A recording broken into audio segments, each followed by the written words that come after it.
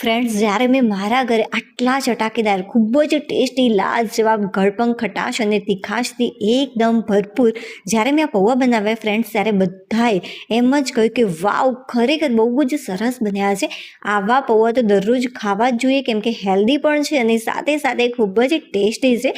ભાઈ, આની જે સુગંધ છે બહુ જ સરસ છે. ફટાફટ હું આનો ટેસ્ટ કરી લો અને તમને સાચી માહિતી આપું કે મને આ પૌવા કેવા લાગે. વાવ, ખરેખર ફ્રેન્ડ સુપર A1 લાગી રહ્યા છે. જો કેટલા છૂટા છૂટા બનીને તૈયાર થયા છે. ખાસ બાબત તો આ પૌવાની એ છે કે નથી ગેસ ચાલુ કરવાનો કે નથી તમારે તેલનો ઉપયોગ કરવાનો અને ઘીનો પણ આપણે ઉપયોગ નથી કરવાનો, છતાં પણ ખૂબ જ ટેસ્ટી, લાજવાબ, મોઢામાં મૂકતા જ પાણી પાણી થઈ જાય તેટલા સરસ મજાના બને છે ફ્રેન્ડ્સ. તો ચાલો ફટાફટ બનાવવાની શરૂઆત કરી દઈએ. તો સૌથી પહેલાં મેં બહુ જ બધા પૌવા લીધા છે. હવે આપણે એક માપ સાથે બનાવીશું, તો કોઈ પણ એક બાઉલ લઈ લેવાનો છે અને જો આ વાટકીનું મેં માપ રાખ્યું છે, તો આ વાટકી ભરીને આપણે પૌવા લઈશું.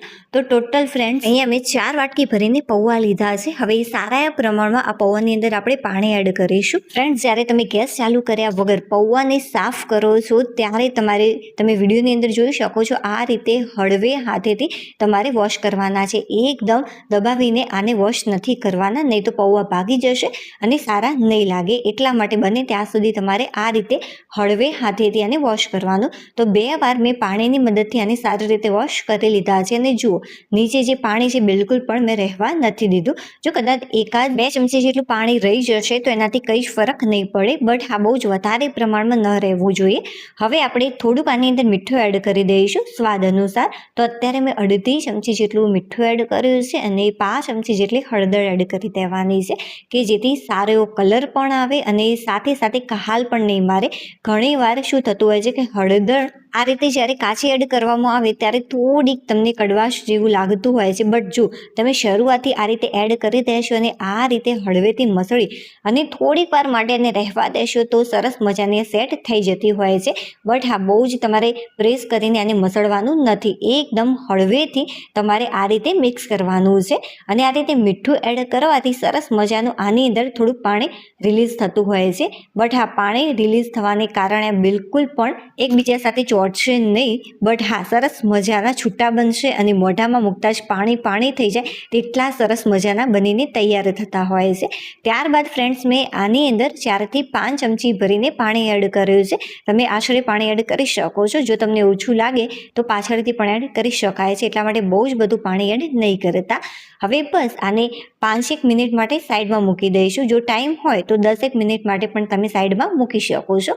5 મિનિટ પછી તમારે ચેક કરી લેવાનું. જો તમને બહુ જ વધારે પડતા ડ્રાય લાગતા હોય મોઢામાં મૂકો ત્યારે, તો તમારે શું કરવાનું, થોડુંક 2 થી 3 ચમચી જેટલું ફરીથી પાણી એડ કરી મિક્સ કરી 5-1 મિનિટ માટે સાઈડમાં મૂકી દેવાનું. તો સરસ મજાના સોફ્ટ બનીને તૈયાર થઈ જતા હોય છે.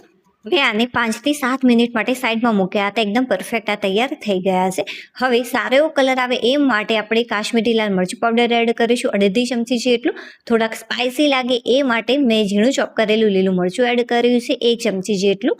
હવે જે વાટકીની મદદથી મેં પૌવા લીધા હતા, બસ એ જ વાટકીની મદદથી આપણે ડુંગળી અને ટામેટું એડ કરીશું. તો 1 વાટકી ભરીને ઝીણી ચોપ કરેલી ડુંગળી અને 1 વાટકી ભરીને ઝીણું ચોપ કરેલું મેં ટામેટું લીધું છે, આપણે એવું ઉમેરી દઈશું. હવે સારા પ્રમાણમાં કોથમીર એડ કરવાની છે, તો 1/2 વાટકી જેટલી મેં ઝીણી ચોપ કરેલી કોથમીર એડ કરી છે. જે પણ ફ્રેન્ડ્સ હું તમને મસાલા અને વેજીટેબલ બતાવી રહી છું, ચોક્કસ એડ કરજો, તો આ વધારે ટેસ્ટી બનીને તૈયાર થતા હોય છે.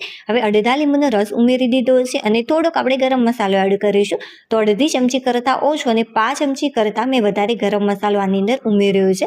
તમે તમારા ટેસ્ટ પ્રમાણે એડ કરી શકો છો.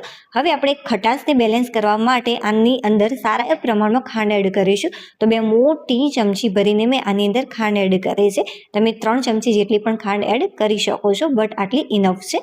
હવે આપણે બધા જ મસાલા એકવાર ચમચીની મદદથી થોડાક મિક્સ કરી લઈશું અને ત્યારબાદ હાથની મદદથી તમારે મિક્સ કરી લેવાનું, કે જેથી એકદમ પરફેક્ટ રીતે બધી જ જગ્યાએ સરખી રીતે મસાલા ભળી જાય. જુઓ, આ રીતે હળવેથી તમારે પ્રેસ કરવાનું, બહુ દબાવીને મિક્સ નથી કરવાનું. જો આ રીતે હળવેથી તમે મિક્સ કરશો તો બધા જ મસાલા સારી રીતે ભળી જતા હોય છે. અને હા, જે લીંબુનો રસ અને ખાંડ એડ કરી છે તેનાથી બહુ જ સરસ ખાટો મીઠો ટેસ્ટ આવતો હોય છે પૌવાની અંદર, જાણે આપણે બહારથી પૌવા લાવ્યા હોય ને બસ એવો જ લાગે છે. એ પણ ફ્રેન્ડ્સ તમે ભૂલી જશો જો મારી રીતે એકવાર આ પૌવા બનાવશો. તો બધા જ મસાલા મિક્સ કર્યા બાદ તમારે એકવાર ટેસ્ટ કરી લેવાનો. જો કોઈ પણ મસાલો ઓછો લાગે તો તમે અત્યારે ફરીથી એડ કરી શકો છો. વાવ, ખરેખર સુપર બનીને તૈયાર થયા છે. હવે વધારે અને ચટપટું બનાવવું હોય તો ફ્રેન્ડ્સ તમે આ રીતે થોડીક ઉપરથી મસાલા સીંગ અને ચવાણું એડ કરી શકો છો.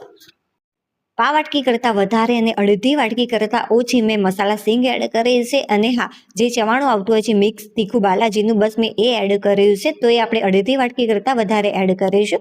હવે ફરીથી આને એકવાર મિક્સ કરી લેવાનું છે. આ ટોટલી ઓપ્શનલ છે. જો તમને પસંદ હોય તો ચોક્કસ એડ કરજો, ના પસંદ હોય તો આના વગર પણ તમે તૈયાર કરી શકો છો.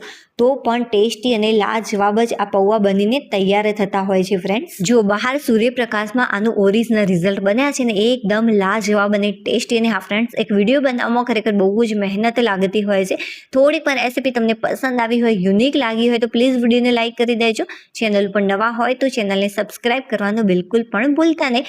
હવે આપણે ફરીથી મળીશું એક નવી ટેસ્ટી અને હેલ્ધી રેસીપી સાથે. ત્યાં સુધી બાય.